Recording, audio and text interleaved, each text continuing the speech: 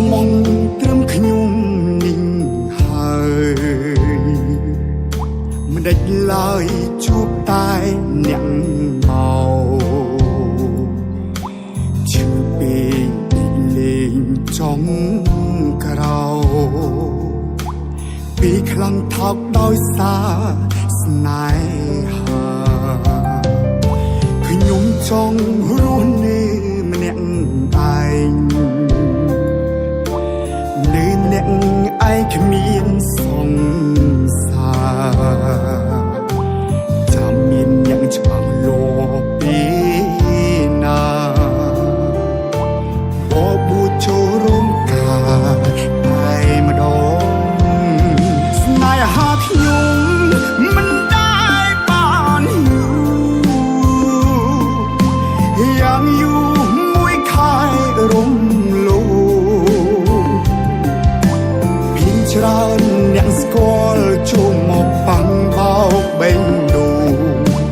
ធ្វើបាបឲ្យយើងហូរទឹកភ្នែកស្នេហាខ្ញុំមិនដែលបានយូ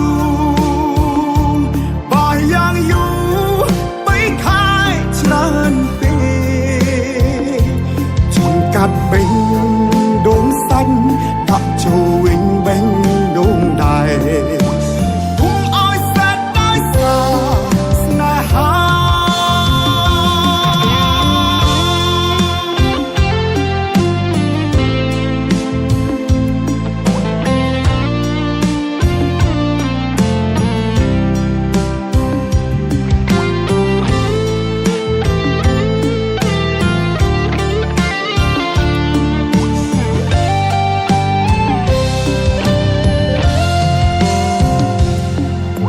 ខ្ញុំចង់រស់នៅ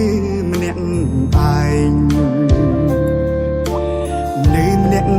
ឯងគ្មានសង្សារចាំមានយ៉ាងច្បាស់លាស់ពីណាបបួចូលរំការតែម្ដងស្នេហាខ្ញុំ